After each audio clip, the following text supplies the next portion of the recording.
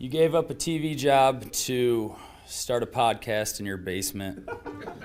If that doesn't scream midlife crisis, I don't know what does. It was Championship Sunday here in Indianapolis. What's the mindset then coming in as a defending champion? I want to win. No, I want to win. The young lady over my shoulder, Caitlin Clark. Not the best looking guy. And I don't think anyone's going to sit here and say, Matt Randazzo was really good looking. What has this last month, 2 months, 3 months been like for you? It's an important fan base for the Fighting Illini, is it not? It is. He turned 69 years young last week. You look good, Coach. Oh, try it. Thank you.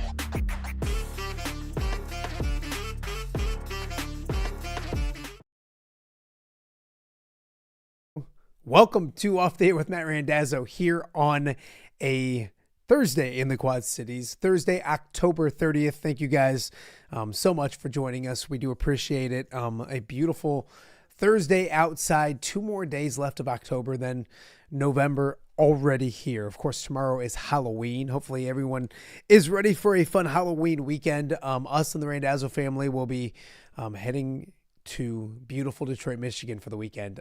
We are Lions fans. Anybody who knows me knows that. We will be at the Lions-Vikings game on Sunday. So everyone excited in our house. So we're excited to get to the weekend, but we have plenty to get to before we do that, including a pair of really fun shows right here on Off the Air. If you're watching us live on YouTube, thank you for doing that. We appreciate you for doing that. Make sure you've subscribed. If you haven't subscribed, please do so. Tell a friend or 2 or 10 or 20 about what we're doing each and every weekday. A couple hours of sports talk in the morning, some fun interviews and all that kind of stuff along the way. We're also live on X as well. X has been very, very good to us, so we appreciate everyone on X watching it there, the feedback, all of those kind of things. Speaking of feedback, if you're on YouTube, the chat will be up and going, more and more active as we go along. So feel free to drop notes, comments, questions, critiques, all that stuff in the YouTube chat as well. We're also available on all the podcasting platforms as well. So wherever you get your podcasts, whether it be Apple, Spotify, Podbean, iHeart, anywhere you get your Apple, or you should say just podcasts in general, put in Off the Air with Matt Randazzo, and you will find us. We also in Central Iowa every evening as well. We love our Central Iowa viewers. Thank you to those that are reaching out and telling us that they're watching us in Central Iowa in the evening and all those kind of things. We appreciate that as well. We've had a really fun week. If you missed yesterday's show, Alvaro Folgueras, the Iowa basketball player, a transfer from Robert Morris from Spain, an amazing young man. We had him on the show yesterday. Just this week alone, we had Al, we had Brock Harding, Tyler Tashman, Pat Angerer, Jake Brend, high school coaches Nick Welch, John Marks, you name it. It's been a fun week already on the show, and we're just getting started. We have a couple more shows to get to as well, but check out the shows earlier in the week as well. As for today, we got a lot to get to. Tom Kakert coming up in a matter of moments to talk a little basketball and football. He has his fearless forecast up on the Hawkeye Report, kind of predicting Iowa's record, where they go, all of those kind of things. So we'll talk some basketball with him. And then also the Iowa coordinators were available on Tuesday. LeVar Woods, Phil Parker, and Tim Lester all available to the meeting. To the media, I should say. So we'll kind of get his media notebook and what he got out of those interviews and conversations as Iowa enjoys a bye week at 6-2 on the season.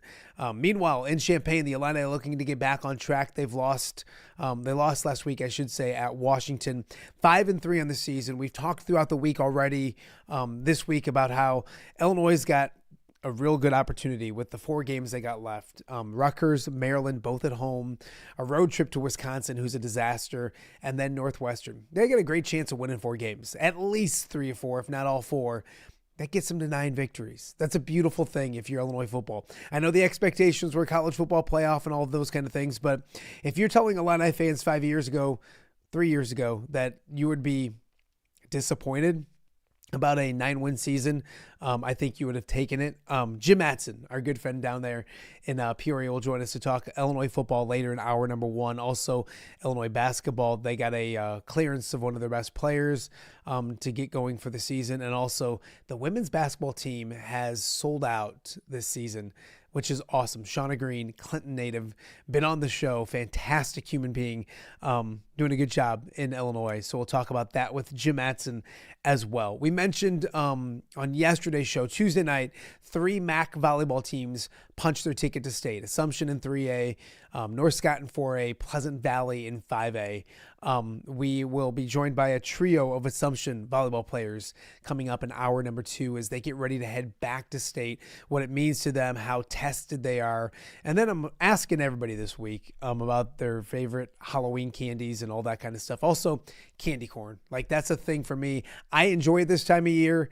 There's people that hate it. So we're asking all those fun questions throughout the day as well. And then last but not least, high school football taking center stage tomorrow and Saturday, mainly in Illinois. A lot of games on Saturday. We're going to have Ty Taylor on, 6 teams from the TRAC making it to the postseason. We'll preview those games with Ty Taylor. Also congratulate him on a pretty cool honor that he accepted this past weekend as well. So a jam-packed show to get to once again. We mentioned Saturday, a big day in Illinois. There are some Friday night games, including tomorrow night. It's going to be Rochelle at Geneseo. We're going to take the show on the road. Mobile Party Experience will be there with me. We're heading back to Geneseo. We were there earlier in the year, week 2. When we went there for Assumption Geneseo won. So we brought great mojo the first time. We're going to do the same. We'll break down all of the high school football with Mitch and Greg on tomorrow's show, but also talk to some players. Hopefully we can get Coach Furlong to get out there. I'm working on convincing Dan Pearson, who's a Geneseo native, to come join us as well on the show. So hopefully a big show tomorrow. We're excited about that, kind of wrapping up the week on the road. Probably our last time going to a football game on the road on a Friday, but we got some other ideas. Tim O'Neill's got a lot of good ideas, so we're kind of brainstorming on some things that we can do, maybe throughout November at least, but maybe the winter as well. So make sure you're tuned in tomorrow for our show in Geneseo. Also, want to mention the Iowa Women Open tonight. Their exhibition, I should say, not the regular season, exhibition game with Ashland, 6:30, Big Ten plus. A lot of anticipation, around the Iowa women. World Series last night, Toronto winning 6-1. They now lead the series 3-2. So on the verge of a World Series title. They'll head back to Toronto for a Halloween night game. Game 6 between the Blue Jays and the Dodgers. Toronto, a chance to pop some champagne on Friday night as well. News yesterday in the NFL, we kind of talked about CJ Gardner-Johnson, 27-year-old safety, always played well on the field, former Pro Bowler, all that kind of stuff. So what a Super Bowl, but he was available. Not the best locker room guy probably, but still a very talented player. He signed with the Bears yesterday. They got a need at safety, a need in the secondary with a lot of injuries. He's a guy that Dennis Allen knows well and Ben Johnson knows well from their time in Detroit. Dennis Allen with their time in New Orleans. So probably a good fit when it comes to the coaches and him. So intriguing to see how he fits in Chicago as well. Big news during yesterday's show, Aiden Hutchinson signing a contract extension. So everybody looks at Bears wise about like the coach and the system and all those kind of things. And I think Ben Johnson's a very good coach. So I'm not bashing him, but it's also about building correctly and what Brad Holmes drafting wise has done in Detroit. When you look at the 7 core players that they've drafted and signed to extensions, and that doesn't include Jahmyr Gibbs, Sam Laporta, Jack Campbell, and Brian Branch all up in a little bit as well. So they're doing a great job with their cap. Aiden Hutchinson, 4 years, $180 million. He'll be locked in until he's 30. So, yes, you got the coach in Chicago. You have to have patience. You have to draft well, too. I don't know if Ryan Poles is drafting the best in the world. That's a different debate for a different day. But drafting, developing, and retaining is the name of the game in the NFL. And God bless, for once in my life, my team's getting it correctly. So that's a lot of fun as well. So we'll talk more NFL coming up later in the show. And, of course, throughout the week right here on Off the Air with Matt Randazzo. Bears at Cincinnati this week. Joe Flacco questionable with a bad shoulder, so it could be a Jake Browning game as well. So plenty of intrigue. But then again, you got a backup quarterback last week, and they didn't get the job done. So we'll see what happens this week if Joe Flacco can play, all of those kind of things as well. Don't forget, also, since I'm talking a little NFL, head to my social media and click the link. It's right there. Get signed up for Nest Guest. Win some great food from Hungry Hobo. It's as easy as can do. Click the link, fill it out, free as can be. Get a chance to win some great prizes from Hungry Hobo. So we got a lot to get to. Let's get rocking and rolling. And it's been a full week. We did the post pod with Tommy, but believe it or not, there's a demand. There is actually a demand when it comes to our first guest. So I had someone tell me the other day, Tom, that they were disappointed that you weren't on this week yet. And that's when they usually tune in, is to get all the insight from Tom Kakert. What's our country coming to? No, I'm being 1,000% serious. I guarantee you he's listening to the show right now and he's laughing his butt off, but they want Tom Kakert. So you want Tom Kakert, you got Tom Kakert. How's your bye week been so far? Busy? Been busy. I mean, we had the coordinators the other day. Yeah, we had Tanner was over covering Wrestling Media Day on Wednesday, and then Thursday morning I've got Women's Wrestling Media Day, so we've got plenty of stuff. And Kyle and I are doing our fearless forecasts and things like that for men's and women's basketball.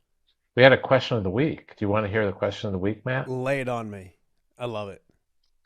Who will have a better record this year? The Iowa men's basketball team or the Iowa women's basketball team, and how far will they advance in the NCAA tournament? So who will advance farther, or Yeah. Okay. Will both of them make it, and how far do they go? So better record? Yeah. Doesn't it have to be the women?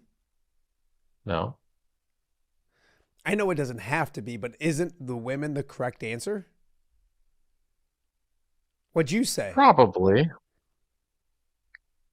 I think that'll probably be the women, but it doesn't.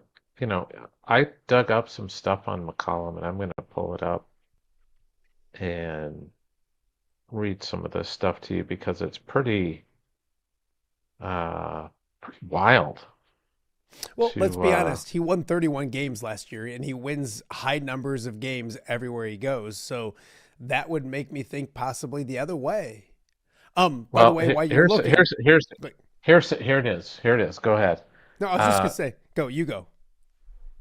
Since he won his first D2 national title in 2016-2017 season, how many games has Ben McCollum lost? So how many years is that? 10 years? 9? 8? 8? 9 years. 9. So 9 years. He lost 3 last year. So in 9 years, you'd think 4. he probably loses 4. So you think he probably loses, let's say, and this is probably being generous, in 9 years, he's probably losing 5 or 6 a year on average. So 6 times 9 is 54. I'll bring it down a little bit, 52. About 25. Wow. I know different levels, but winning is winning sometimes, Tom. Yeah. Last time a team that he led lost 6 games in a season was 2015-2016. That's crazy. Or not 2015, 2016, yeah. And the last time a team he led one less than 25 games in a season was, you got to go all the way back to 2013, 2014. Last time a team he led didn't win or tie for first place in the whatever conference they were in, be it at North Missouri or this past year in the Mo Valley, 2012, 2013. To put that in perspective, that was year 3 of Fran McCaffrey at Iowa. That was when impressive. they went to the NIT finals. Wow, I remember that. Yeah, it's just it's crazy. I was looking at his resume the other night and just marveled at some of the incredible stats that, you know, the he just doesn't lose. Hmm. You know, he just does not lose. How His did first 2 years he had losing record, and that's been it. And then there was 1 year in there where they had a sixth place finish. Otherwise, it's been first place since the first 2 years. how did that affect your fearless forecast? Have you done it yet?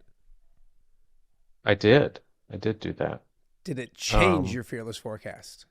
no, no, because I have them, and you can read it at HawkeyeReport.com. It's up on the website. Um, Published this morning. 21-10, 12-8 in Big Ten play. Well, that gets them in the NCAA tournament. Yeah, 21-10 should get them in. And then they go to you the know, Sweet 16? I think they'll win the first game, and then the second game, I don't know. Tom, think about this. Can you imagine him coming to Iowa and them going to the Sweet 16 right away? Like the very first year? They might build a statue for It's- him. The thing that reading all those stats did for me, though, was I know there's going to be an adjustment period. And he even admitted this, that like when I think it was in Chicago at Big Ten Media Days, he was talking about it. I think it was then. Just I've called it kind of like this grand experiment, if you will, but it's not really an experiment. It was just betting on himself and his guys. But even he had like doubts. He didn't know bringing 4 guys from Northwest Missouri State to Drake. He didn't know that was going to work. Hmm. You know, Bennett Sturtz was a second team all conference guard at Northwest at the D2 level.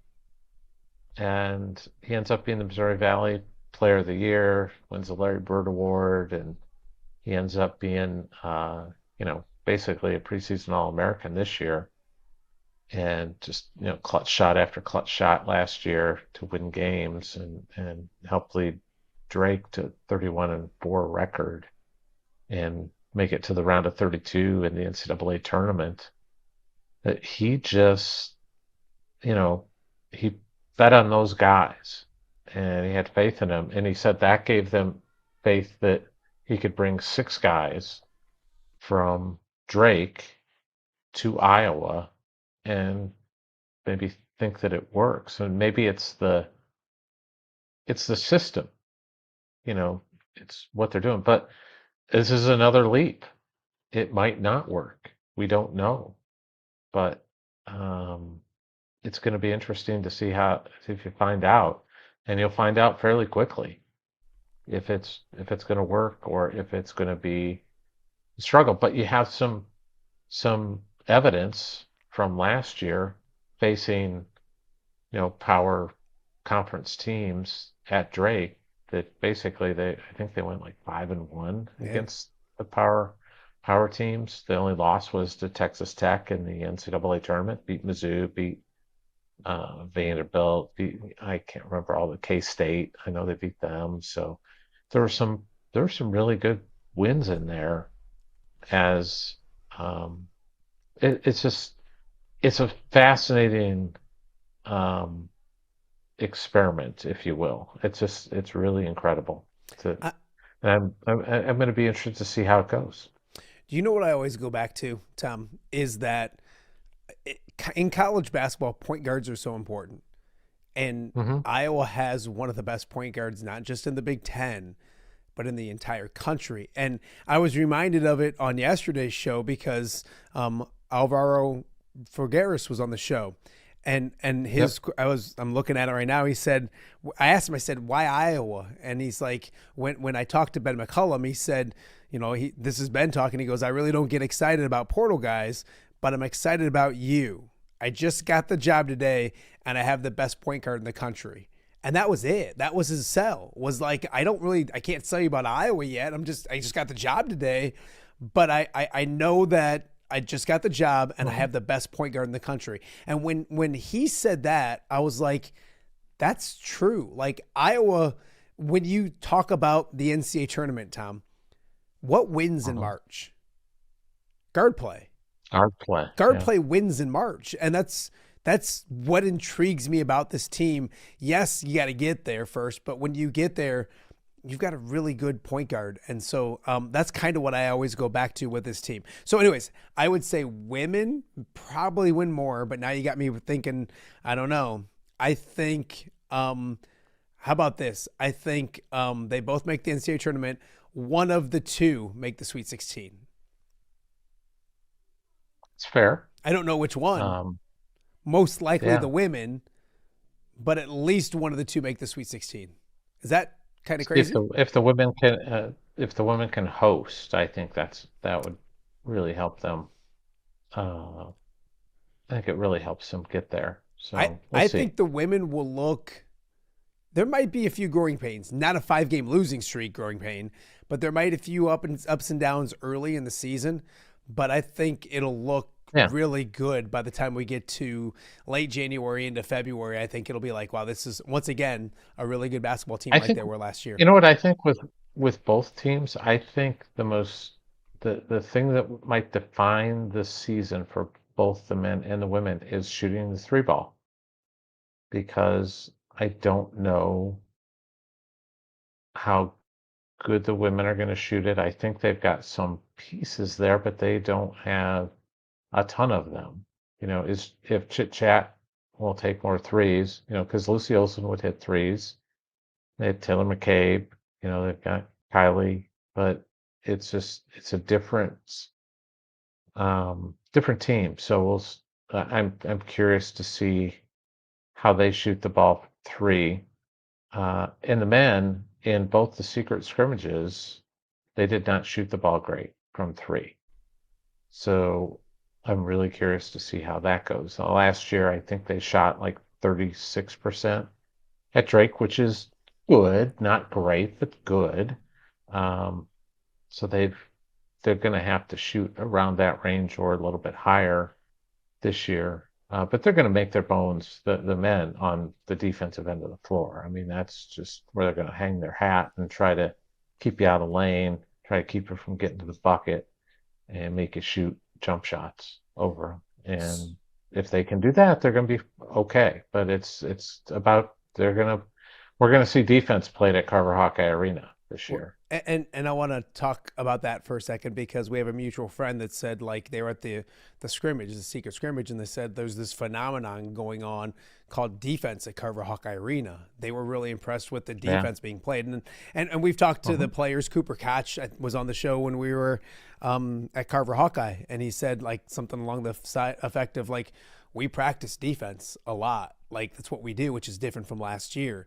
And it wasn't a bash at Fran or anything like that. It's just, that's what they hang their hat on. Different style. But I'll also say this, Tom, if your big concern right now about the Iowa men's basketball team is shooting, then I think you're in a good position, because you mentioned those guys and what Drake did last year, but you're adding a Brendan Hawson, and you're also adding a Cooper Koch that can flat out fill it up from deep. So I think you have the parts and the shooters, and obviously Bennett can shoot it and other people can shoot it as well.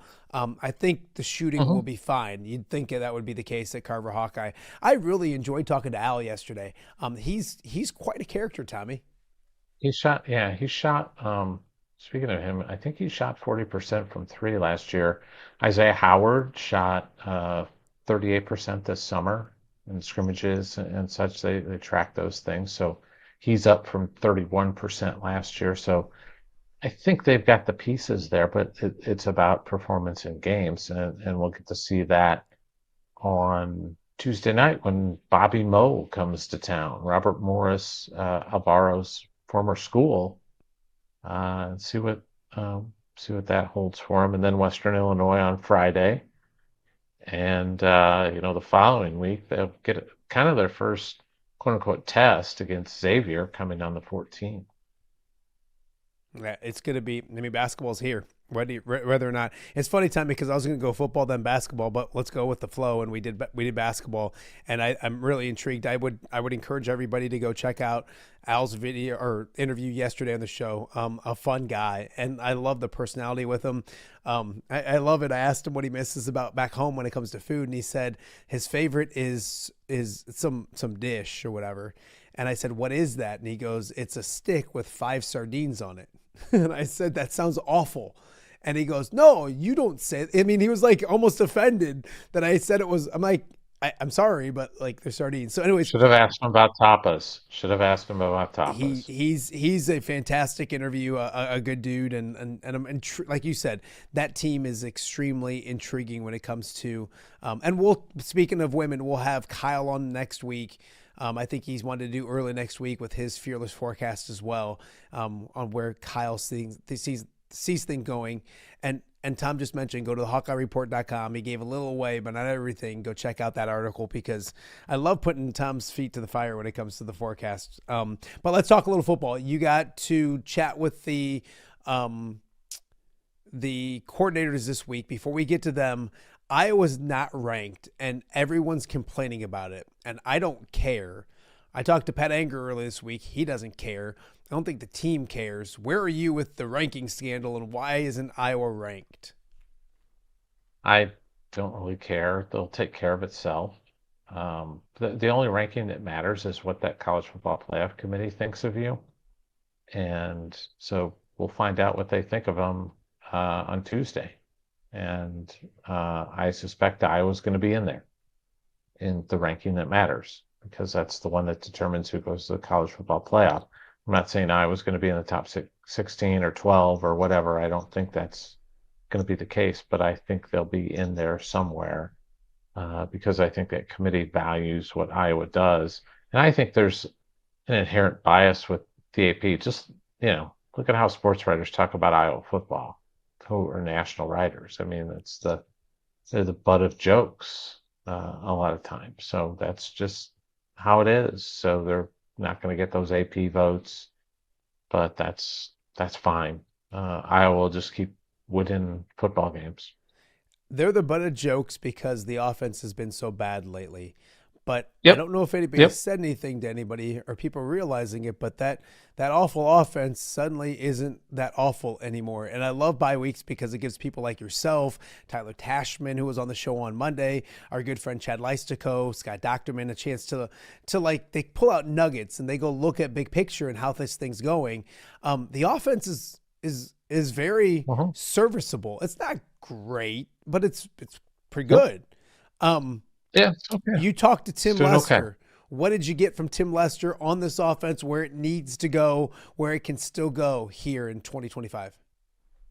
No, I think the passing game was obviously a topic because it's just not been that effective. And I think it's just things just keep getting in the way of it sparking. And it was maybe moving in a pretty good direction. And then Tim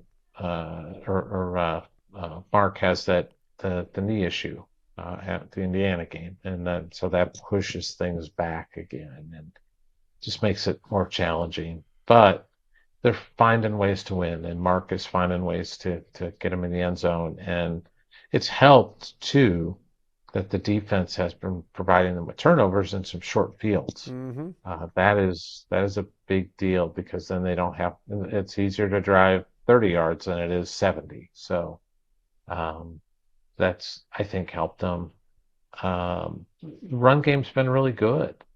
And I think Mark is gaining confidence. I think that first game back, a little tentative. But now I think he feels pretty comfortable taking off, even with that brace on and running with the football. I think Tim Lester kind of termed him like, he said Brendan Sullivan last year was like a wide receiver or something, and then he goes, and then Mark's more like a fullback, just because he's big, strong, powerful. But he's been perfecting the hook slide now instead of trying to truck people, which I think is his innate nature to do. How does this offense get better after the bye week? Is it just as simple as getting the passing game moving in a better direction and being more explosive? Yeah, I think so. It's more time for somebody like Reese Vanderzee to get back in the groove. More time for other receivers to start making impactful plays. Maybe a KJ Parker who's got a bump from his special teams play. this past week. Maybe he's a guy that gets in there. Gives the running backs a little bit time to get healthy. Gives Bo Stevens time to get healthy because they're going to need them down the stretch these final 4 games. Kirk always talks about this is November kind of tells you whether you're good or you're great or you're bad too. And if Iowa can, and I'm not saying they're going to do it, but if they won the next 4 games, they're going to the college football playoff. That's just the reality. It's wild. If you go 8-1 in Big Ten play, you're going to the playoff. I'm sorry. People will get upset with that, but that's just how it is. And you'd have wins over Oregon and USC on the road, Nebraska on the road. That's some good stuff. Yeah, a lot to do to get there, but it's definitely the path is there for it. Defensively, I don't want to keep you too long, but defensively, Phil Parker, you chat with him. What'd you get from Phil? And I'll say this about that defense. It was 3 weeks ago, or I would say after week 3, we were like, it's a good defense, but it's almost like a nameless defense, and they're not really taking the ball away, and they need a stud to maybe do some plays and be special. And since then, all they've done is take the ball away and be special. And now you sit there and you're like, man, Aaron Graves is a dude, and Zach Lutmer's fantastic, and Xavier Wampa's playing the best football of his career, and so on and so forth. The defense has hit its stride. What did you learn? What did you take from Phil Parker the other day? Yeah, that's the big thing that's changed is they're tackling better and they're creating turnovers. And it's been, there's been a couple of years in recent years where that's happened, where they just kind of get off to this, I wouldn't call it sluggish, but just kind of a slow start in terms of sacks and turnovers, the big impact plays. And this year it was right after the Indiana game. They just sort of took off. And now you're seeing them flying around with the football more. You're seeing more sure tackling and big hitting. And you're seeing those turnovers, the pass interceptions. They've got at least 2 turnovers in 3 straight games now. Mm-hmm. So they're really, I think, doing some good things on defense that are impacting and making life better for the offense. The defense is playing really, really good. Last but not least, special teams and I thought coming into the year, you talked to LeVar the other day. I thought this might be the best special teams in the country. I think when it comes to that return guy, yeah, it is. I think when it comes to the punting, it's been good but not great, and then it's just also been good but not great or uneven when it comes to Drew Stevens. What'd you learn from LeVar? Was there, and I saw you mentioned something about the best of Reese Dakin is ahead of him, which I would agree. What'd you get from LeVar about where this special teams unit can go? Because it's a special teams unit, Tom, that can win football games for them down the stretch. I can envision one of these last 4 games saying the special teams won them Nebraska or USC or whatever. What'd you get from LeVar? Yeah, I thought it was pretty interesting. Drew Stevens has grown up a lot, I think, in the last few years. I think he'll be fine, but he has had some rough patches this year. And I think he kicked it better against Minnesota. So you feel good about where they're going there. Mistaken has been inconsistent. I think we watch him in warm-ups and he's bombing 70-yarders like there's nobody's business. And then he get in the game and he's just not getting the ball to turn over for whatever reason this year in games. Now that can flip the switch and get that going and maybe he'll be fine. But I wonder if getting a kick blocked has kind of messed with his head a little bit. Maybe, that wouldn't be the first guy that's had that happen. So maybe that's it. I don't know. But the return game has been fabulous. And the blocking in the return game has been fabulous. And credit to those guys on special teams for getting that job done. Tommy, before I let you go, some quick Halloween questions. Halloween, yes or no? Like in general, is it a top 3 holiday for you, or is it just like another day?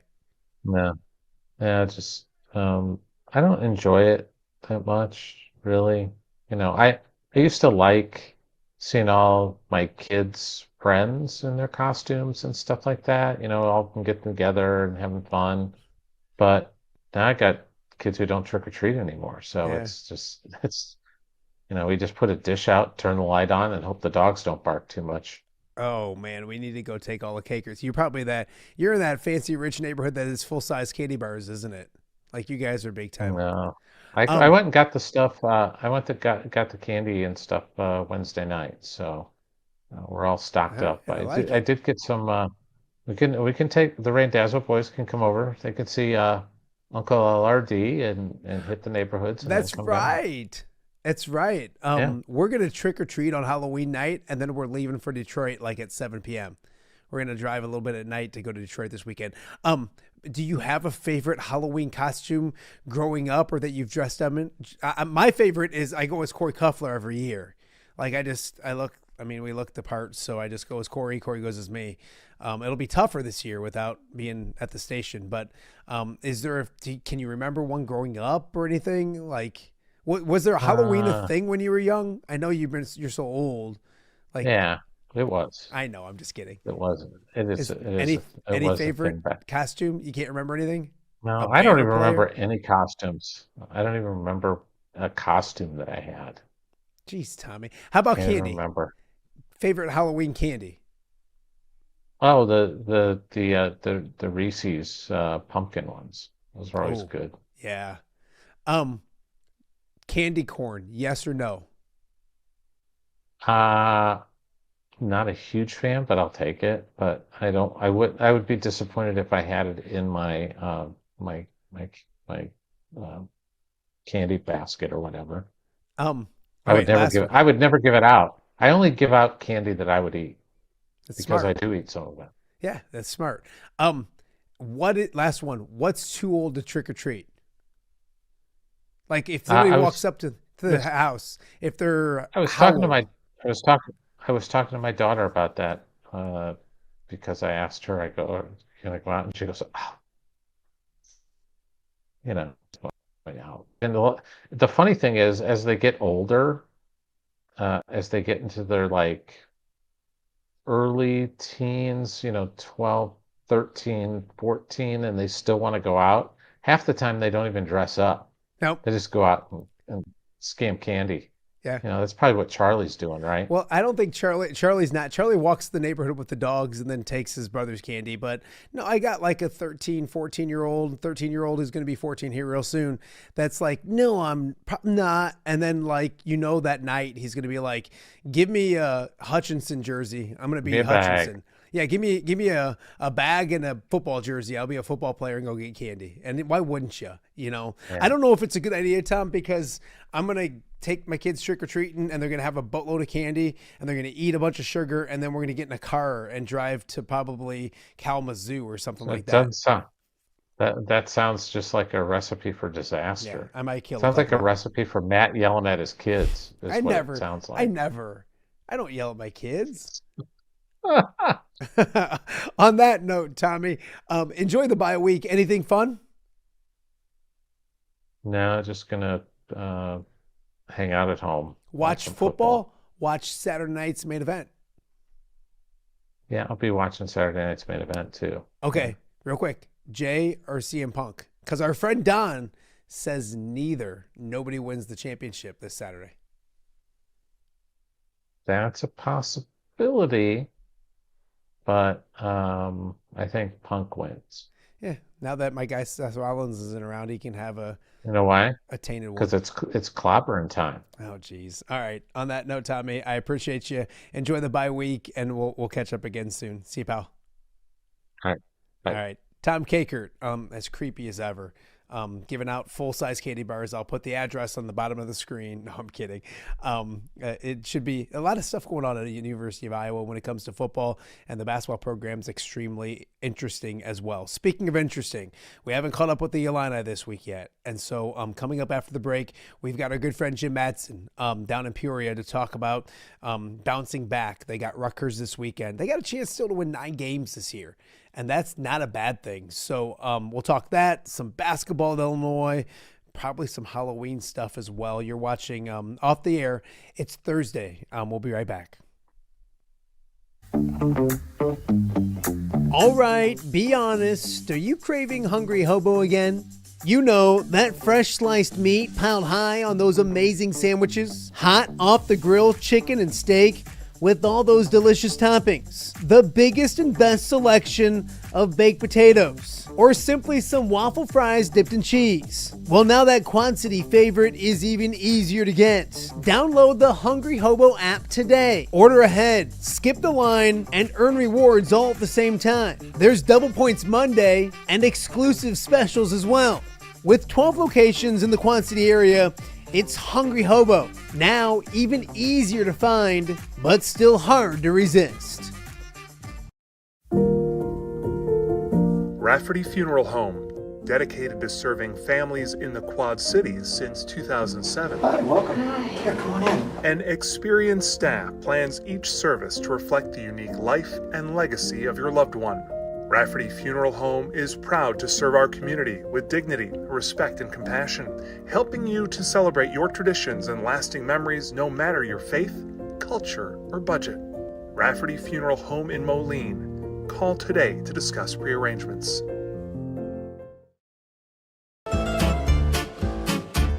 When it comes to quality, convenient pizza, Godfather's Pizza in Silvis has you covered. Featuring a beautiful dine-in area, delivery, and a carry-out window. Godfather's Pizza is that pizza you grew up with, not a convenience store. You see, at Godfather's Pizza, the dough is made fresh daily. That mozzarella cheese is shredded fresh and never frozen. And those toppings are abundantly piled high each and every time. Locally owned and operated since 2010, Godfather's is a huge supporter of local athletes right here in the Quad Cities. So come on by and check them out at 1211 Avenue of the Cities in Silvis. Order online at godfathers.com and reunite with that same delicious pizza you grew up with. Welcome back to Off the Air with Matt Randazzo here on a Thursday in the Quad Cities. It's a busy weekend of college football with Illinois getting back home with an opportunity, I believe, to run the table after a frustrating loss to Washington. And I want to talk more about that with our good friend and Illini expert, Jim Mattson, joining me right now. How are you, my friend? Before we do Illini stuff, are you surviving? I know your shoes. I know what you're going through right now. What is it? Soccer, volleyball, football, everything in between? Yeah, it's crazy busy. You know what? November and May are every bit as busy as March Madness. I think they're busier. March Madness, we're just doing basketball, but yeah, we're covering a little bit of everything. And this is one of those crazy weekends when you got sectional cross country, you got sectional soccer, you got regional volleyball, you got football playoffs all kicking off at 1 o'clock. So we'll do our best, just like I know the guys in the Quad Cities do, and then try to get as many highlights as we can. Yeah, I used to feel bad or feel worse for us because we had the Iowa side, but I don't think that's the case because you're all over the place as well with the different sports. Plus Illinois, right in your own backyard, and obviously people with their eyes on the Illini. Before we talk about this week and Rutgers and all of that, your thoughts on last week? I know there was high expectations coming into the year. We'll talk about what they can still do, but maybe a little disappointing of a loss out at Washington, a very good football team, so nothing to be ashamed of, but maybe let an opportunity slip away when it comes to what could have been this season. Yeah, I mean, again, it says a ton about Brett Bielema, how disappointed the Illini Nation is. I mean, you set your sights on the 12-team playoff, and anything short of that is going to be disappointing. But you're right. If they run the table, they still got, a remarkable, one of the best seasons in 30 years on the table for Illinois to match last year. And there's a lot still to be gained. But I think the three losses have all been somewhat deflating because they weren't real competitive in any of them. I mean, when they took the lead 17-14 at Washington, I was like, okay, we got a 4-quarter game. It's going to maybe come down to a kick. But, boy, they could not get off the field on defense. And obviously the defense struggled against Indiana. And, the turnovers hurt against Ohio State, but the defense wasn't great in that game. And it is deflating that the defense did not rise to the occasion in any of those games. And, I know a lot of people around the defensive coordinator. I just don't know that they have a lot of NFL caliber defensive players, and there's a lot of NFL caliber offensive players running around the Big Ten, and it's been exploited. Yeah, and you look at it too, Jim. I think Illinois fans that watch the show are getting cranky with me because I keep bringing up a number, and it's not to be mean, but it's 139-51. That's the combined score of the three losses, and you wanted some of those to be a little closer. I thought Washington, like you said, I looked and I saw them losing, and then all of a sudden I looked and it was 17-14. I'm like, okay, like kind of the same thing you just said. With that being said, is the defense the most concerning part of what you saw at Washington? And you look at the losses, 139 points. I don't want to do math in my head because it's not great, but they're giving up a lot of points. Yeah, they're giving up a lot of points when they lose football games. That's concerning. You know, I think I talked to you right after the USC game, and it was concerning that they were up by 14 points, and USC put together 2 long touchdown drives. They could not finish those games with defense. They could not get off the field. And, you know, that has really harmed them in the 3 losses, that they just can't come up with stops. And, you know, there were some, you know, and I know Brett Bielema called his players out on it. There were some, you know, post-play penalties that were hard to forgive. And those penalties, you know, are easily correctable, you would think, and then they show badly on your football program. But you're right, 46 points a game in the 3 losses. And I just don't think they have the personnel on defense. I really don't. I don't think they have the personnel on defense to stop these high-powered offenses in kind of a day and age when offense gets all the calls and all the breaks and the game is kind of favored towards, you know, Washington had probably, you know, a NFL running back, an NFL wide receiver, their quarterback played at a high level. You're going to have a hard time winning without a real high-caliber defense. Yeah, absolutely. Jim Mattson joining us right now and off the air with Matt Randazzo. Jim, you look at it, and I want to turn the page quickly because I think when you look at what's to come, I can't find a game in which Illinois shouldn't win the football game, starting with Rutgers. And you mentioned it a little bit, but I kind of want to go back to it. If you're going to get to a point, Illinois Nation, Illini Nation, if you're going to be disappointed with 9 victories, then you have to take a step back and look at the big picture. Jim, if I told you 5 years ago Illinois was 9-3 at the end of the season, and they got work to do, and I get that, but big picture wise, I think the expectations were probably too high to start the season. They got plenty of opportunity to not just go nine wins, but go to a bowl game they could win and win 10 wins back-to-back seasons. Your thoughts on that? Because I'm an Iowa fan who watched Iowa fans complain because they win 8, 9, 10 games a year. It's not a bad position to be in, is it? No, it's so funny because I for decades have said, I'm not, you know, a dreamer. I'm not expecting Illinois to beat Ohio State or to beat Michigan, but I always looked towards Iowa City and I always looked towards Madison, Wisconsin and said, why can't Illinois be like that? Why can't Illinois be an 8-9 win, maybe once every 5 years, a 10-win team, go to a big bowl game? I always looked at Iowa and Wisconsin and said, that's all I want. I want to be Iowa and Wisconsin. I think most Illinois fans would have taken that up. But you're right. You every time you achieve something, you want to achieve more.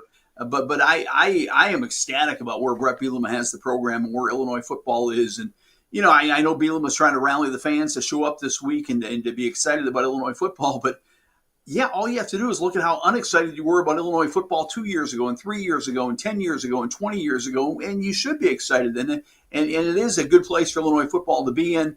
Is it one of the 12 best teams in the country? Unfortunately, it's not. But is it a really good place to be in? You're right. I mean, you know, rich alumni love taking destination bowl trips. It looks like they have a chance to go on a really nice bowl trip again, but they've got to take care of business, and I think they will.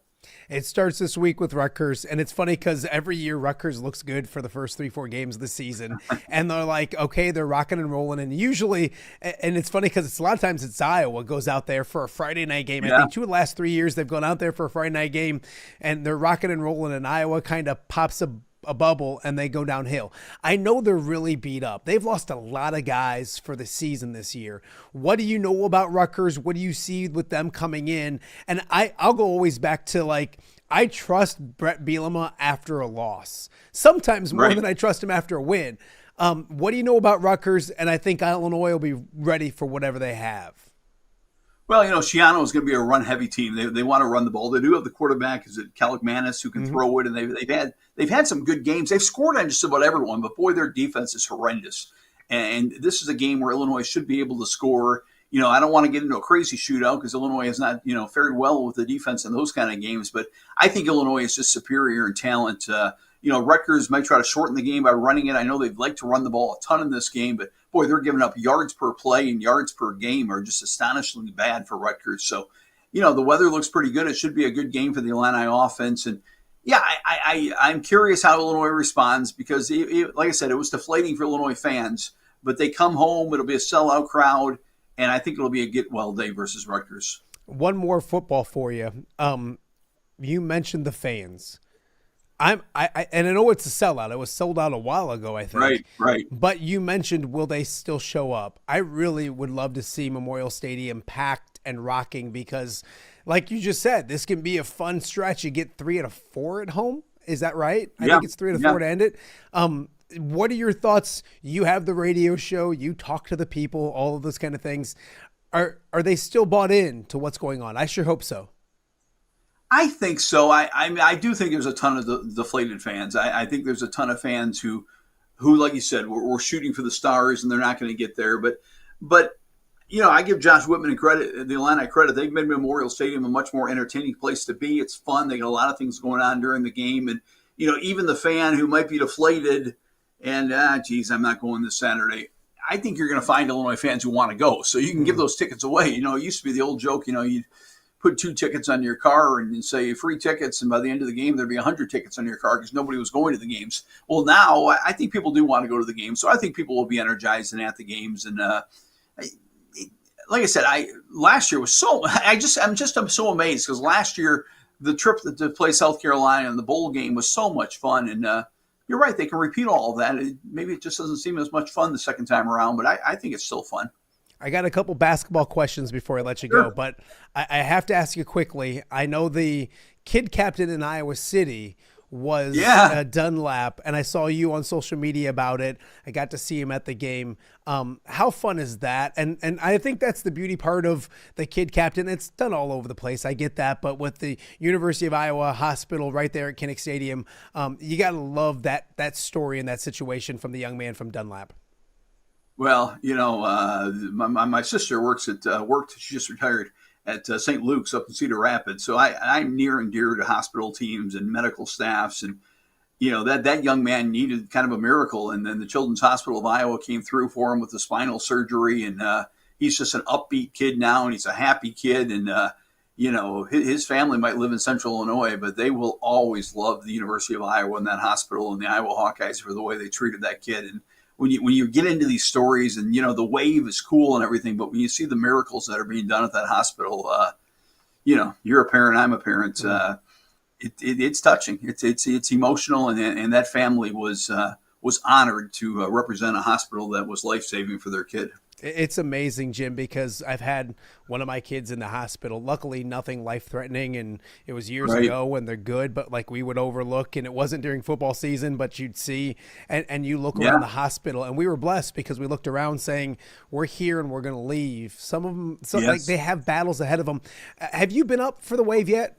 I know that Iowa and Illinois never play anymore. Yeah. So it's a cool experience. And you hit the nail on the head. Yes, this is cool, and it shows something, but it's the stories inside the building and what's going on that I want people to remember during the wave. Yes, it looks cool, and the music and seeing the visual, it's a good reminder, but make sure we remember what it all means. As you mentioned it, miracles are happening. This is a football game. Nobody cares. Yeah. Miracles are happening inside that building, so it's really cool. Basketball. Well, I know, go ahead. And I know the fans are there cheering for the Hawkeyes, and maybe some of them are cheering for the visiting team. But again, the team of doctors and nurses at the hospital, amazing teamwork there. And that when you're waving to the kids, but I think you're also kind of cheering for the team at the hospital. Absolutely, 100%.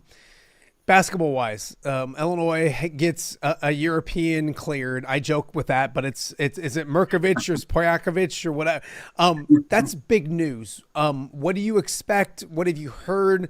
I know he's pretty good, probably really good, and only a sophomore, which I think was the interesting thing. Obviously, he's got probably his size set on professional basketball eventually, but your thoughts on him getting cleared this week and the Illini being back to full strength? Yeah, I got a chance to talk to Petrovic at Media Day, and he is a very fast guard, a speedy guard, likes to play with a lot of pace, and I think he'll be Illinois can be huge, and then have Boswell at a 6'2", and this guy at 6'2", who can really go get him guards, and I went to the Illinois State exhibition, and the way they pass the ball and their size is almost breathtaking. I had to pinch myself a couple times and say, that's a 6'9" guy bringing the ball up the court. That's a 7-foot guy bringing the ball up the court. I mean, their size and their ball handling is elite. And to use a Brad Underwood term, elite. But I think they have a chance. And these European kids, man, they are focused and they want to get to the NBA, and they are basketball. And a lot of the European kids, when you talk to them, they'll say, it's a new country, it's a new school, it's new friends, but they feel right at home in the basketball court. And I think this team's going to be pretty good from day one. I would agree. I got to yesterday on the show. We interviewed Alvaro Folgueras, a Spaniard, at the University of Iowa, and he's got this fire to him. And I kind of see the same thing with and you've been around him. The Europeans, they just got an extra flair or fire to them when it comes to playing the game of basketball. Well, I think they're just, I think they're focused. I think their goal is to get to the NBA. They are very driven to be better basketball players. And, I used to joke, I'm not sure they know there's girls on the Illinois campus. They're late. They're shooting baskets late. And, you leave the arena after a game and they're out there shooting free throws. They are just very, very basketball centric and basketball focused. And I think that's kind of the European way. They identify them at an early age and say, here's what you have to do to get to the next age group. Here's what you have to do to get to the next professional league. Here's what you have to do to get to the University of Illinois or the University of Iowa. And they are driven kids. I think I'm the opposite of that. When I was in college, the girls didn't know that I was on campus. I didn't know where the classroom was. Yeah. No, absolutely. Jim, before I let you go, the news of the day, maybe in Champaign on Wednesday, was season tickets sold out, or the sellout for the women's basketball program. And I'll tell you, I tell everybody who listens, I got to do the women's a show from Women's Basketball Media Day in Iowa, Men's Basketball Day in Iowa, and the viewership was well more for and it was good for the men, but it was well more for the women. It's not that in Illinois, but it's nothing to be ashamed of.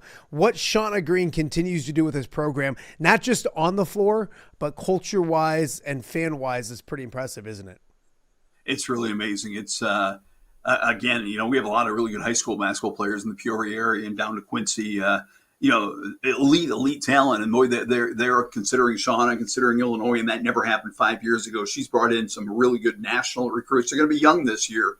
But on paper, it's their most talented team, and it'll be fun to see how fast she can get them up to speed and how fast they can put a lot of talent together on the court. But the sky's kind of the limit. I've always thought Illinois women's basketball should be great. It is a great state for high school basketball and a great state for basketball. And, we've got a lot of catching up to do with Iowa Hawkeyes. But Illinois, they are certainly on the rise, and there's no stopping. I mean, she is relentless about recruiting and relentless about taking Illinois to the next level. It's super impressive. Jim, what's your favorite Halloween costume ever? I tell people mine every year. I used to be Corey Cuffler because we look so much alike. I would just be Corey and Corey would be Matt. Do you have a favorite costume you've ever been?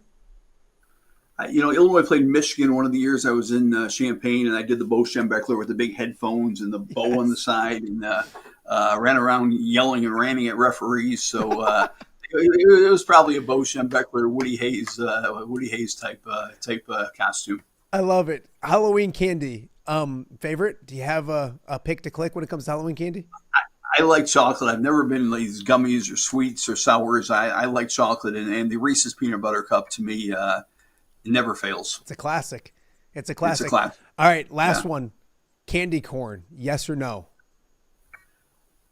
I like it, but I don't want any of it in my kid's Halloween bucket. We'll put a little bit in the bowl, but that to me is a weak giveaway on Halloween. I don't want to know. Does this make sense?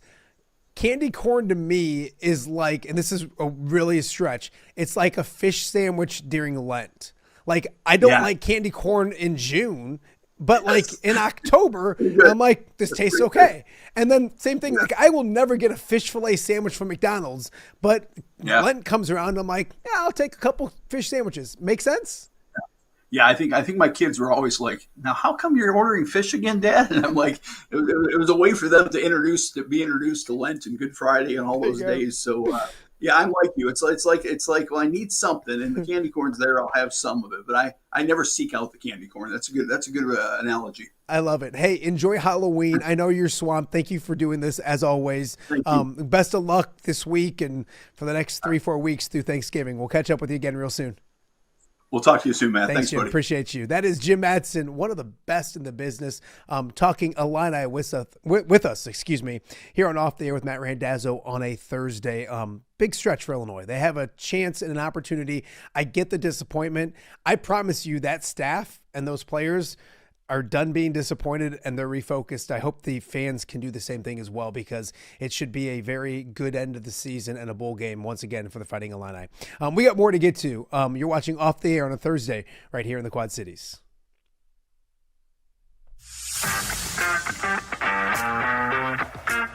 Are you looking to take your next party, tailgate, or golf outing to the next level?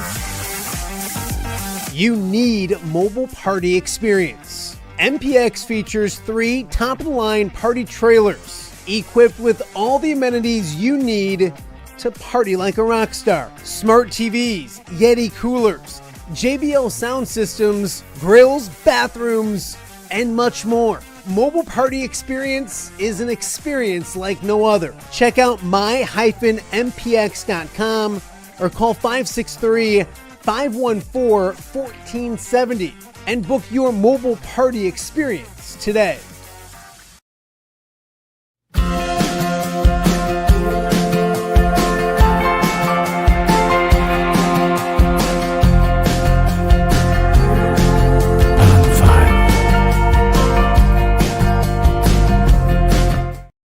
Give me the keys. Learning to drive can be stressful for both the student and, yes, the parent as well. Relax. There's an easy way to avoid the stress. Skiles Driving School in East Moline has been helping new drivers hit the road with confidence for over 20 years. Whether you're a teen earning your first license or an adult looking for behind-the-wheel training, we've got you covered. Their certified instructors are patient, experienced, and use modern vehicles equipped for safety and comfort. From classroom instruction to real-world driving, we make learning safe, affordable, and even fun. Call 309-278-0098 or visit skylesdriving.com. Skiles Driving School. Get in, buckle up, drive your future forward.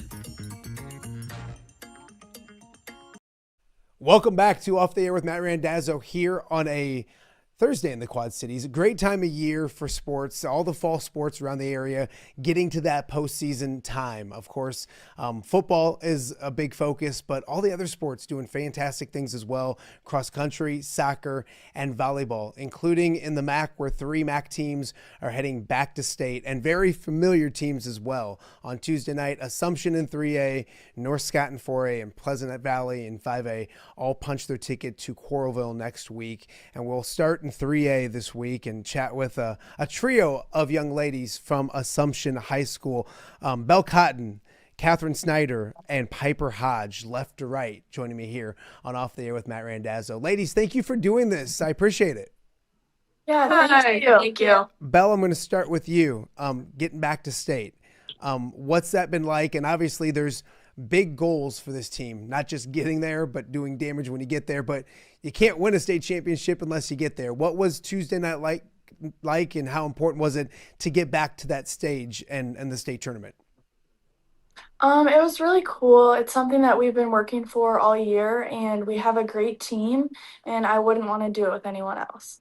Kathryn, talk about that that experience, because you get to do it with a group of girls that you're very close with. What was that experience like? And while this program's been there many times, each time is different and special. What was Tuesday night like when you officially punched that ticket to state? It was awesome to see like all our progress pay off. I mean, we've been working so hard for it, and just to be able to do it with all my best friends, it was like super fun night. Piper, what is it about this team that makes it special? Obviously very talented on the court. Yeah. We see that. What is it about this team that makes you guys special right now? I think like all of our bonds off the court, just like how we're allowed to be ourselves and how like silly we are with each other. It's just like so freeing and fun. Absolutely. The experience of getting to state, Belle, is important, and you guys have the experience of this season. Kind of talk about that, because we talked about the MAC and bigger schools that are going to do good things at state, but then I know some of the tournaments that you guys were in, especially recently in Chicago, crazy talented tournaments. What does that do for you guys to get you ready for next week? Right. Those teams in Chicago and the tougher teams in the MAC really have prepared us for this.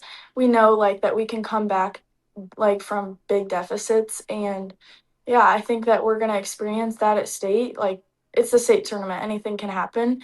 So just being prepared in all of those aspects. You mentioned the schedule getting you prepared. This program is prepared. This is nothing new. This isn't the first time. What will that be like, Kathryn? Because it is a big stage and there's a lot of bells and whistles that go with it, but you guys have experienced before. Kathryn, will that help next week, kind of knowing what to expect before you get there? I mean, yeah, our team does have a lot of seniors on it, and so we've all been there before, and so that will definitely help with having some experience. But then even for the younger girls, like we'll be able to help them through it, and it's prepared them because being in big games before, so that they're more prepared for next week. Piper, talk to me about the experience of being up there, because I think the state of Iowa just does it right. I love the move to Coralville. All the extracurricular stuff is awesome, and it's packed and it's raucous. What is that like, not just for you ladies, but for the sport of volleyball in the state of Iowa? I think they just do a great job with it.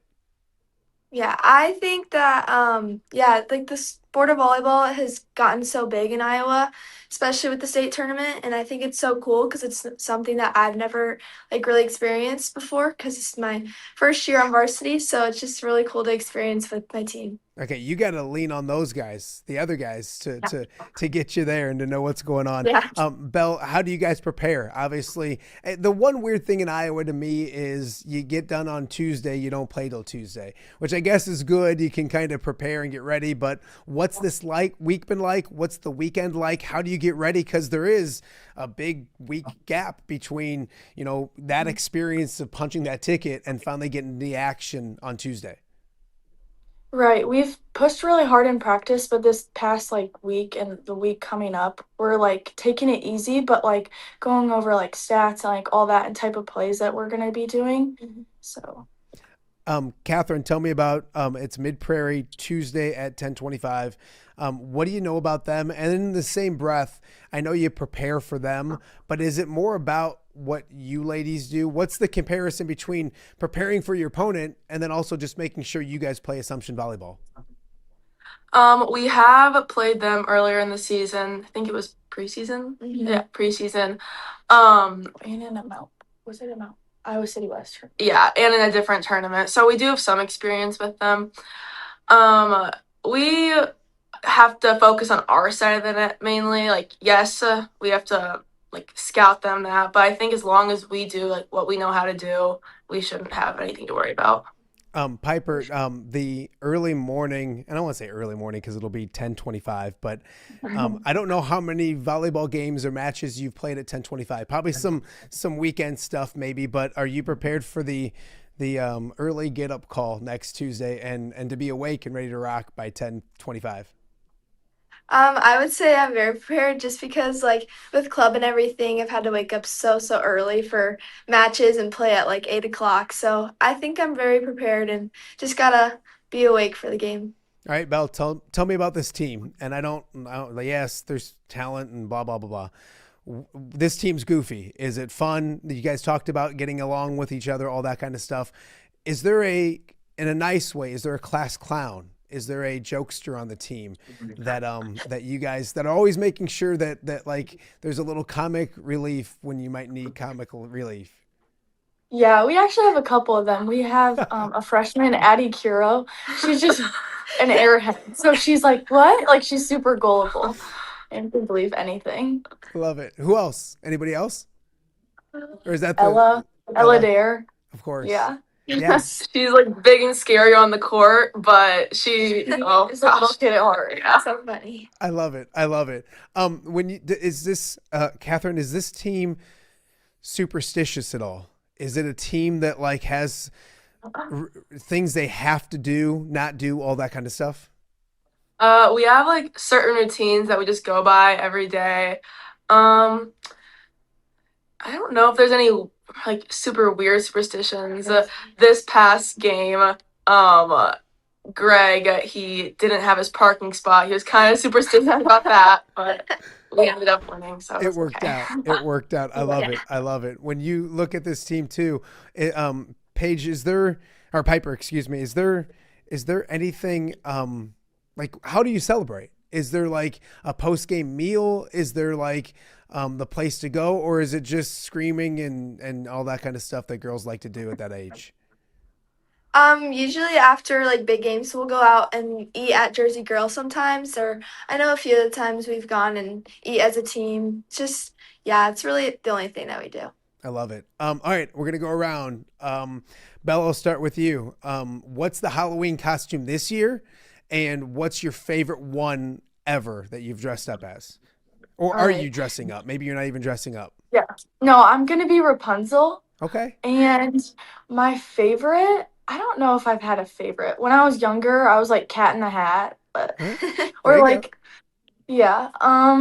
Yeah. That's all. All right. Kathryn, what about you? Are you dressing up? This year, I still don't know.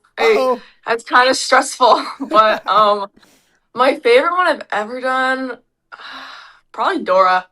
My sister was like the monkey. Okay. And I was Dora. I love it. I love it. Piper, are you dressing up this year? I'm not, but my favorite one ever was probably the Wicked Witch of the West when I was little. Yeah, my sister was Brenda. All right. Oh, I love it. Okay, so I know you're not trick-or-treating this year, right? Is that safe to say? No. Or are you still okay? And you never know. You get these people coming up to the door and they're taller than I am, and they're like, all right, here's the candy. What's your favorite Halloween candy? We'll go reverse order. So Piper, we'll start with you. What's your favorite Halloween candy? I would say mine is either Reese's or Twix. I really like those two. That's God bless you. Well done. Kathryn, what about you? Twix or Kit Kat. Okay. I would also chocolate. I would also have to say Twix or like M&Ms. Okay. I agree with all of them. All right. A simple yes or not yes or no. You can expand if you want to. Belle, candy corn, yes or no? Yes. Okay. No. No? Yes. Okay. Yes. Okay, Kathryn, why not? I just don't like it. I've never found myself eating that. Okay. Just for I'm fun. gonna use my comparison and tell me you guys are good Catholic girls, so I'm a good Catholic boy. Candy corn to me is like fish during Lent, where I don't eat a fish sandwich ever, but then when Lent comes, I'm like, oh, I guess I'll have a fish sandwich. Candy corn, if you gave it to me in like July, I'd be like, that's gross. I don't want it. But for some reason in October, it's like, yeah, I'll have some candy corn. It tastes good. Does that make any sense, or am I an idiot? Yeah, that's fair. Yeah. Okay, good. You can tell me if I'm an idiot. I appreciate it. All right, before I let you ladies go, what do you personally, Belle, do to prepare for next week? I know practice and all that kind of stuff, but is there anything that you want to keep in mind as you get ready for what's a big week next week in Coralville? I like to visualize, so like visualizing those big moments and just like staying calm and like looking to my teammates. That's pretty what I'm gonna do to prepare. Absolutely. Kathryn, obviously there's a big goal. What is it important to, while you're playing and focused, to enjoy the moment when it comes to being on that stage, being with your friends? Do you take some time to realize what's going on? Definitely. I mean, this is my last year, so I'll definitely have to like soak it all in. But I mean, after all the nerves have shaken off and you're just on the court, like it's so special and so cool. And like these are just memories I'll have for my whole life. Piper, what's the goal? Is this team good enough to win a state championship? Oh, I think for sure. I think if we just grind it out and do what we know what to do, it's going to happen. I love it. Well, thank you, ladies, for doing this. I appreciate it. Let's talk again after a state championship next week. Would that work? Yeah. Yes. Awesome. Let's do that. We'll plan on it. I appreciate all three of you. Enjoy Halloween. Don't do anything stupid. Stay healthy. And good luck next week. I appreciate you guys doing this.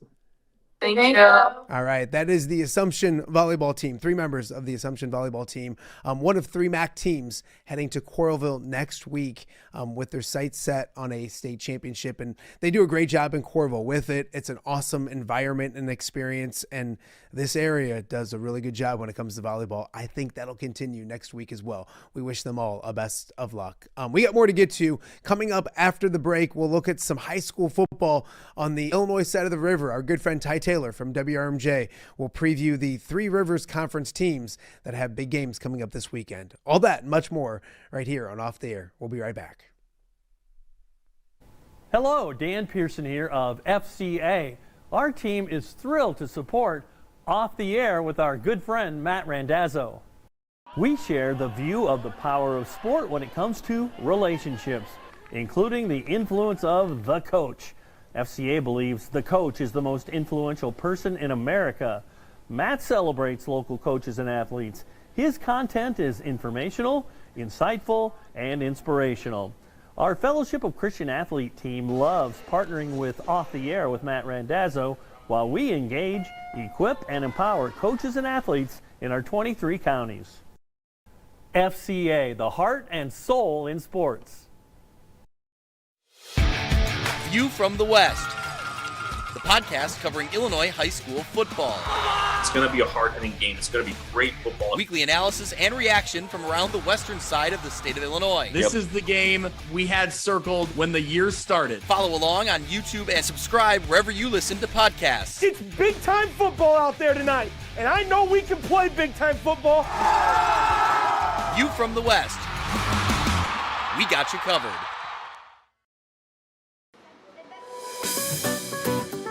Are you looking for the Quad City's best chips and salsa? There's only one dude to turn to. Right on. Snoop. Hand-cut chips, fried fresh with that crunch you've come to love.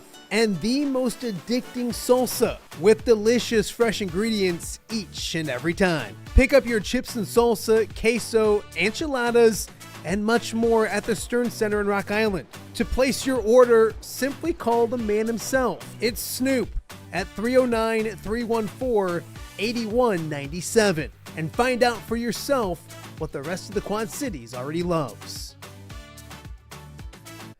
Welcome back to Off the Air with Matt Randazzo here on a Thursday in the Quad Cities. It's a huge weekend of high school football with the postseason officially underway. And there was a concern from the viewers that because the postseason or the regular season was done, that we wouldn't see this man's smiling face anymore. But Ty Taylor is here because the TRAC has 6 teams in the postseason. So we got to talk about the TRAC. Ty, how are you this morning? I am doing well, Matt Randazzo. How are you doing in beautiful Rock Island County, sir? I'm good. Before we talk football, I always say, to the younger journalists out there, don't bury the lead. So I don't want to bury the lead because I want to bring up this handsome fella right here. Ty Taylor named the IBA Sportscaster and Newscaster of the Year.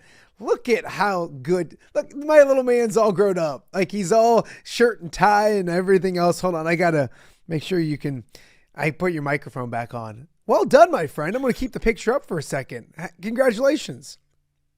Yeah, thank you. I appreciate it. And really, like you handsome I am, man, looking dude all dressed up like that. That's a good picture. So yeah, I appreciate it though. Thank you. I don't know how deserving I am of an honor like that, but I do appreciate you congratulating me. I wish you wouldn't have brought it up though. So no, well here, I hope if this doesn't make it, but I want to make a correction here. If I just push this button to make things correct, like we'll go ahead and change your name to the IBA Best Sportscaster, just to make sure people know, like this is the dude. You bring this show credibility, Ty.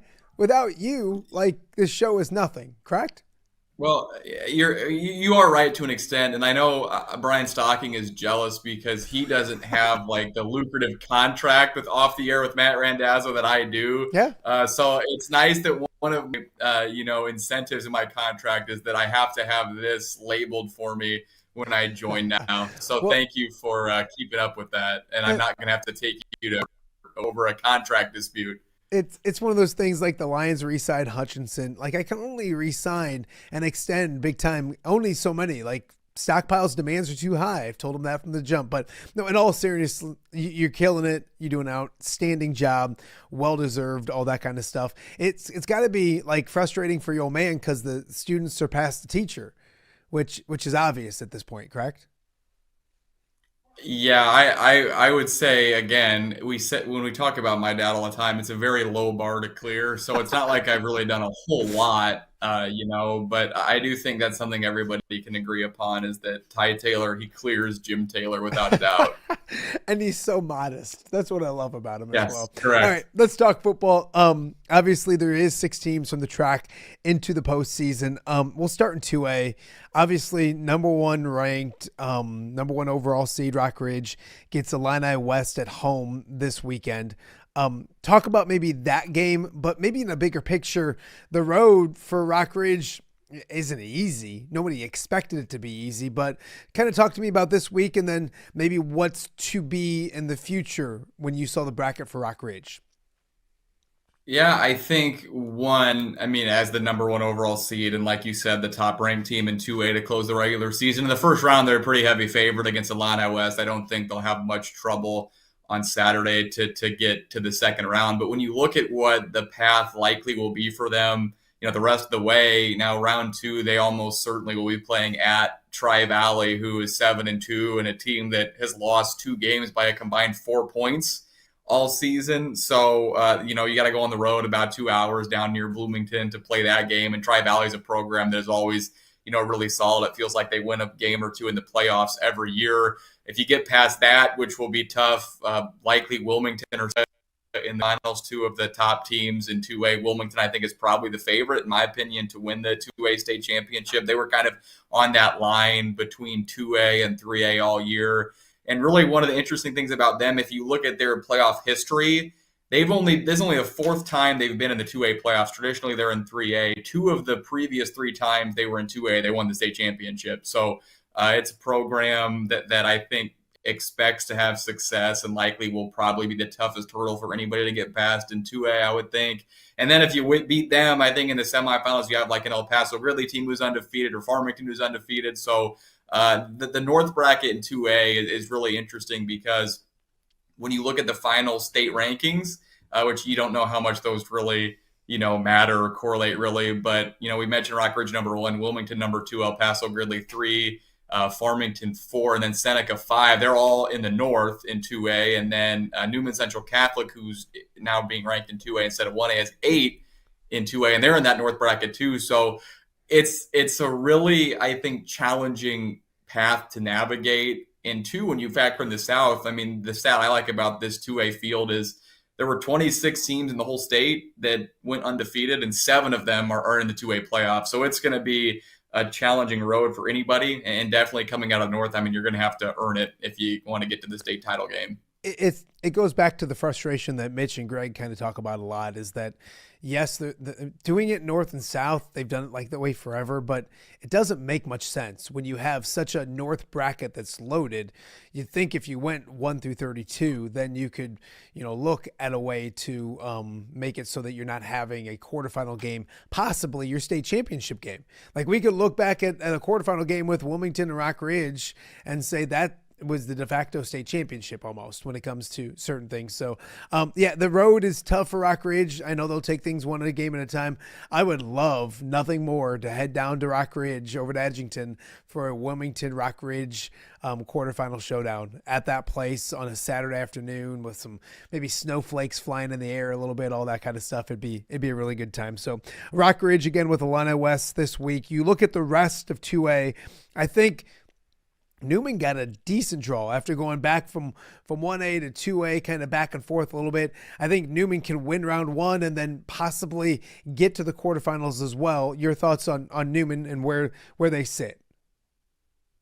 Yeah, it's going to be interesting to follow them because they're of a loss, a pretty lopsided loss to Monmouth Roseville in week 9 and 40. We talked on our show on WRMJ with Newman head coach Mike LeMay, and he said basically, it's lost keys because there's so much focus on the postseason, like during the regular, I guess something we're back on that.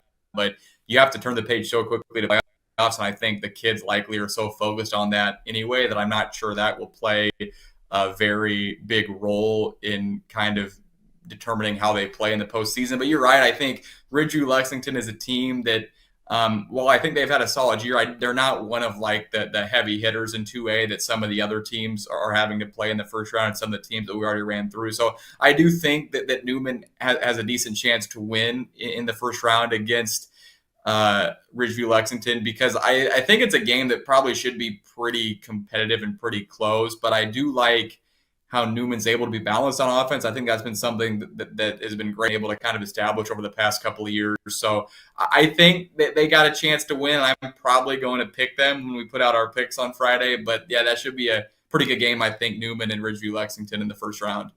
You look at it too. Newman had to go to Monmouth-Roseville last week, and the Titans bounced back. They were very impressive coming off of a frustrating loss. I can see something similar to Newman where that might be the wake-up call they needed maybe in week 9 to kind of rally the troops and play a lot better. So I'm intrigued with Newman. That's, I think, a 1 p.m. Saturday start at Sterling. So also in 2A, Riverdale back in the postseason, Erie Prophetstown back in the postseason. Both teams really excited about that. Riverdale, obviously, it's been a longer time. Erie Prophetstown was just last year. But once again, there's happy to be in the playoffs and then welcome to the playoffs. I think the brackets kind of showed welcome to the playoffs. 2 tough tasks for Riverdale and Erie Prophetstown coming up this weekend. Yeah, 100%. And I think that's a good way to put it, is I think there's been so much excitement about Riverdale coming back from having to cancel the season and qualify for the playoffs for the first time since 2011. But you're right, once you're there, now you have an opponent who's really good, who's also earned their way in. And for Riverdale, Seneca is a team that has had playoff success over the past few years. Rock Ridge played them in the second round a couple of years ago and got drilled. I mean, Seneca came and dominated that game. I think they beat them it was a continuous clock game in the fourth quarter. They run like the straight T formation. It's like you get in a time machine when you watch them play. But I remember watching them that year. The thing that's impressive about what they do offensively is they're so deceptive with their fakes. Like, it's hard to tell who has the ball with their 3 running backs in the backfield. So it'll be a task for Riverdale. It's a really physical team, the way they play. So I do think, though, like you said, Riverdale, one of their challenges is to not just be happy that they're there, because, again, it's such a monumental moment for the program, I think, and rightfully so. You should celebrate it with all that program has had to go through, but you have to kind of shift and refocus now and say, okay, now we're here and we deserve to be here and we need to prove that we deserve to be here. So yeah, it's a tall task for them. I know it's a pretty long trip over to Seneca too for them. So definitely, I think you could say not a favorable matchup for sure. And the same thing for Erie Prophetstown having to play Aurora Christian, one of those, kind of Chicagoland-ish private schools that traditionally has had some success in the postseason. And I know for Erie Prophetstown, it's tough because they've dealt with some injuries. They've really had some injuries piling up in this, second half of the season, especially over the past couple of weeks, where I believe they were missing 5 starters against Princeton last week when they got beat 48-0. So I think there's potential a few of them get back, but not all of them. So they'll be a little shorthanded going into that game. And I think, like you said, these are tough draws for both of these teams. You look at it too, Ty. The Riverdale game is intriguing, though, because both teams, one, it'll be the fastest game in the history of high school football because both teams will, with the wing tee and the offense that Seneca runs, it's going to be run, run, run. I think one of the two makes it more intriguing than maybe some experts think. I don't know if they win, all those kind of things, but wish them both the best of luck. Outstanding seasons, and they get to go and play a 10th game, and we'll see what happens. And like I said, Riverdale intrigues me because Seneca I know is really, really good, but I don't think those kids are just happy to be there. I know what you're saying, completely understand, but I think Guy Derricks and company, while it's cool they're there, I think they expected to be there from the start of the season. And so now it's get to work in week 10 as well. In 3A, there's a pair of teams still going. Monmouth-Roseville, before we start talking about the playoffs, I got to circle back to what they did last Friday night. that was the game on paper with Newman that was like, wow, I want to watch this game. And then to watch what they did to Newman, hats off to Jeremy Adolphson and those guys for bouncing back after the Rockridge disappointment and really get back to playing their best football before the postseason begins. Your thoughts on what Monmouth-Roseville did last week before we talk about what they have ahead?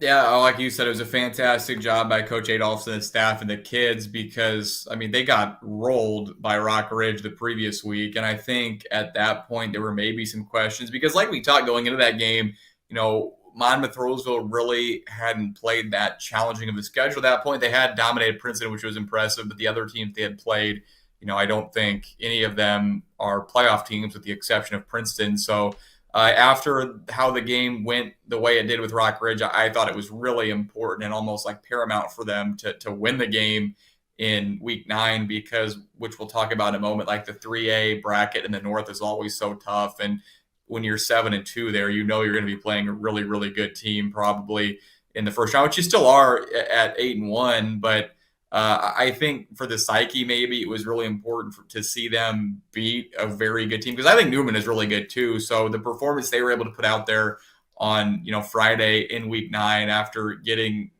dominated by Rock Ridge in week 8 was, I think, very, like I said, important maybe for the kids to be able to see it because they are really good. And I think it's hard to feel like you're really good after you have a result like they did against Rock Ridge. But I assume that probably kind of, I don't know if calmed them back down, but kind of, reiterated to themselves like, hey, we are a good team and we're a team that can win playoff games. And we showed that, this week by beating a Newman team who's ranked in the top 10 in 2A, 40-7, really great performance by them in week 9.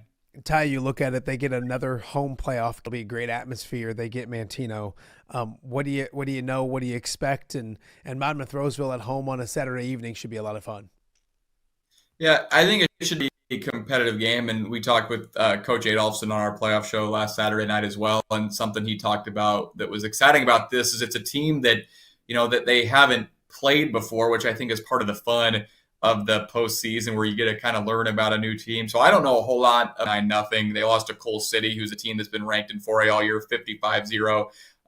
But have picked up some nice wins against some smaller schools like Gibson City. Melvin Sibley's been ranked in 1A all year. They beat them 35-3. I think it's a game that going in on paper, and again, it's hard because you don't really see a lot of teams play out of conference in regular season of football very much because there are so many of those 10-team conferences nowadays. But I think Monmouth-Roseville is probably favored in this game. But again, it's hard to tell just because you don't really know the competition level that teams play until you get into the playoffs, I feel like.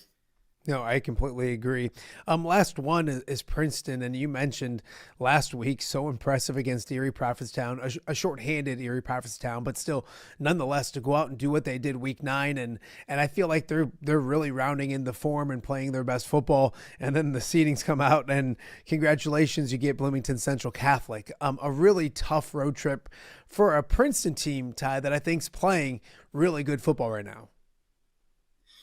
Yeah, it's a tough draw. And, when you look at Princeton as a program, they've had a ton of success in recent times, 5 straight trips to the quarterfinals in 3A. And they were a semifinalist in 2019. And when you look at the teams that have had to beat them in the postseason, I think it was Byron once, Montini twice, and IC Catholic twice, who were like some of the best programs in the whole state. And, they get the chance to go toe-to-toe with another one this year in Bloomington Central Catholic, who is 9-0 and the conference champions of the Illini Prairie Conference, which is always one of the toughest, I think, leagues when you talk about 3A football in the state. Some of the wins that Bloomington Central Catholic has this year, they beat Tolono Unity, who's always great, win over Monticello, who was the runner-up in 3A last year, beat St. Joe Ogden. There's a list of really good teams they've beaten. So that this is going to be a game for Princeton. It's a road trip, and you have to play really, really good to even, compete with a team like Bloomington Central Catholic, who I think, while they aren't, I think, on the same level as Byron or IC Catholic in 3A, they're probably, in my opinion, the third most likely team to win the state championship. So it is a tough draw, but like I said, Princeton, the pedigree that program has built, and those kids have been around all of this postseason success. I mean, they know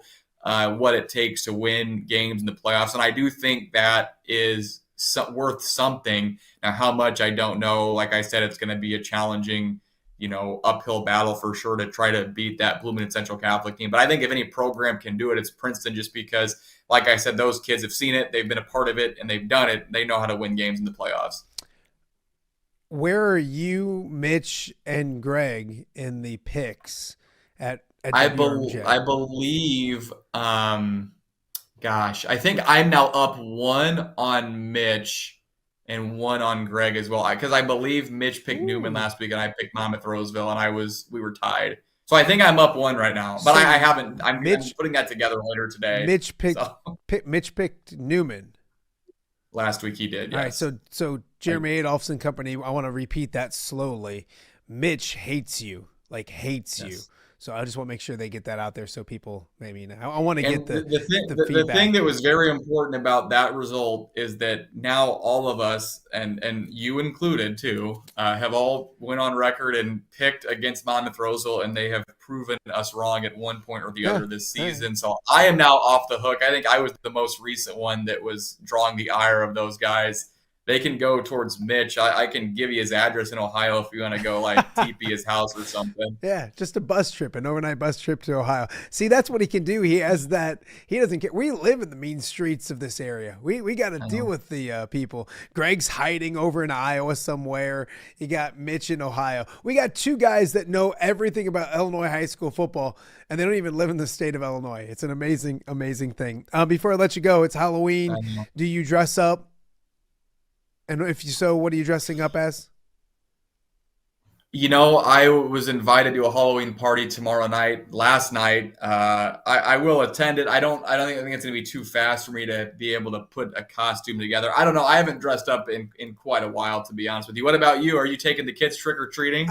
I'm going as Corey Cuffler for the 15th straight year. It's a great costume. Everybody loves it. So you don't have to dress up at all. Never. I might have to put a suit and tie on just because that's what Corey looks like nowadays. I'm sitting here in a Under Armour hoodie and doing my show. But we're gonna I'm not 3 of the 4, I think. I don't know if anyways, at least 2. My oldest walks the dog and has a blast and just eats the candy when it comes back. We're leaving for Detroit this weekend, which is crazy because when we talk about all these high school football games, my life has changed a lot in the last year because in the last 25 years, there's no way I was going to Detroit on this weekend. So I'll be watching games online and all those kind of things. And we're going to so we're leaving Friday night right after we trick or treat and get into Kalamazoo. So we're going to have our kids eat a bunch of candy and then put them in a car for 6 hours. Seems like a fantastic idea. I don't know how anything like that's going to go wrong. So when I get to do the show on Monday, I'll be the father of 3 kids because I may kill 1 along the way. But do you have a favorite costume of all time, like when you're little or anything like that? So one of my first costumes that I remember is I was a T-Rex. I have always loved dinosaurs. I still do to this day. One of my earliest memories was watching Jurassic Park with my grandparents. I am a dork. My friends always tell me I'm like a little kid because I really like dinosaurs and I really like space. Now I'm not very knowledgeable about either, but I do enjoy them. So I was a T-Rex and I was young. I got to try to find that picture. Maybe we can blast that up there next week when I join. Did you ever think about dressing up as your dad when you were little and going as WRMJ's Jim Taylor? No, because I like having hair and I don't even want to think about what I look like bald. So I don't want to put a bald cap on. I don't want to shave my head. I tried to convince Charlie one year when he was little. I'm like, dude, be me. And he's like, how? I'm like, just take a WQD microphone. I have one. Wear your little suit and tie. And then you got everything else. You got the look. And he wouldn't do it, which I don't blame him. There's no reason to be me for Halloween. Yeah, Halloween every candy you go to, they say, are you WQAD superstar Matt Randazzo? No, they never do that. Do you have a favorite Halloween candy? I really like, it's a battle between Twix and Reese's, I think. I probably give a slight edge to Twix, though. That's my go-to. It's not a bad one. Not a bad one. All right, last one. Candy corn, yes or no? Absolutely not. Terrible. Really? What about Yeah, peeps? I hate it. Like around Easter, what about peeps? So that's a funny thing. So for some reason, my grandma thinks I really like peeps and I don't. Like, this is something me and my sister have laughed about for years. Like, this goes back when I was like 12. I don't like them, but she would always give them to me in like an Easter basket when I was younger. And I just didn't have the heart to tell her that I didn't like them, because I told her once and then she apparently didn't remember or didn't care. Maybe she just didn't care about me. Probably. But I'm not a peeps guy. But even to this day, I'm 27 years old now. Family Easter, still getting peeps. So I still put on a brave face and eat a couple of them. I don't like peeps. Candy corn for me this time of year, yeah, that's fine. In like July or like May or whatever, it's like, no, I don't want any candy corn. But for some reason in October, because of the season, I'll have some candy corn as well. So, all right, my friend, we'll have fun trick-or-treating. You know you're going to go do it. You act like you're not. No, I'm just kidding. Yeah. Have a great Halloween. Are you doing the call for Rock Ridge, or is the old man doing it? I will be there. Jim Taylor will be our great sideline reporter. So you can be listening to us in Michigan if you want, Mr. Randazzo. Did you bump the old man? Did you big time him and say, hey, I'm not in charge. Yeah, I did. I said, see you later, buddy. You can come back and be White Knight at the very end of the year. Hey, I'm going to cover the best team in the state. Get out of here, dude. Do you Glenn Cook this week? Yes or no? I don't believe so. He's just so busy all the time that it's hard to wrangle him down. He needs to just buy a house up in Winthrop Harbor. He's there so much, visiting the grandkids. Ty, it's not a good look when your old man lets Glenn come back and do it, and then all of a sudden you get back and you can't kick Grandpa Glenn out of the booth. That's what you did, didn't you? I wanted to. I have offered him a ride to every road playoff game that Rock Ridge plays, because as we've talked about on this program before, the only thing he really ever tells anybody is he can't see or hear. So I'm driving all the rounds next week. Rock Ridge, it wins Saturday. I don't. That would feel like there'd be blood on my hands if something would happen. And one other thing, one of the years that Rock Ridge went to state in boys basketball, Glenn was driving home with John Hoshite from Champaign. And it was kind of nasty out, and they got in a really bad wreck. They went off the interstate and rolled the WRMJ station vehicle 4 times. They both somehow were completely okay. Have you never heard that story before? No. And they're fine. I could just see the car flipping 4 times, and both those guys getting out going, "Oh, yep. that was crazy. You good? Yeah, I'm good." There's a picture that Coach Cook has of one of the first responders. It's of him. Because somehow John was able to get out of the car, but Coach Cook wasn't. So, buckled completely upset in the chair. It's a hilarious picture of him. Unbelievable. All right. Well, be safe. Don't do anything crazy. Enjoy the Rock Ridge game, and we'll catch up next week. Thanks, buddy. Yes, sir. Happy Halloween. All right. That is Ty Taylor, the best sportscaster in the history of America and, quite frankly, the world. So it was great to catch up with him. The TRAC with 6 teams, 6 big games this weekend. We wish all 6 teams the best of luck. We will get back to more right here on OTA right after this.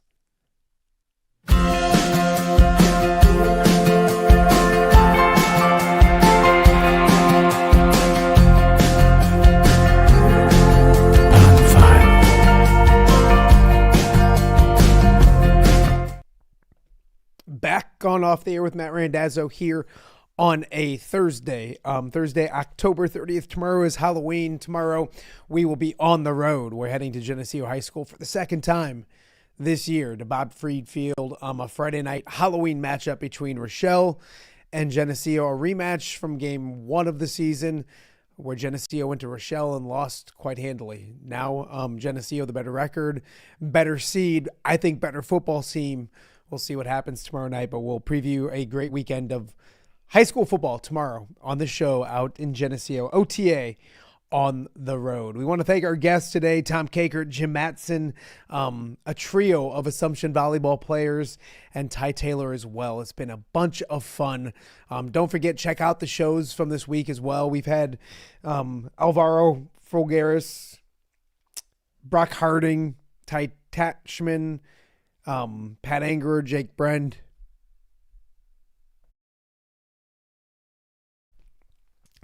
and so many others this week as well. So go check out the other shows this week. And, of course, subscribe if you haven't subscribed to the YouTube page as well. We got more to get to this week. Tomorrow, Geneseo, we'll be back at it again on Monday as well. But one more big show. We can't wait to see you then. Have a great Thursday, Quad Cities. We'll talk to you again real soon.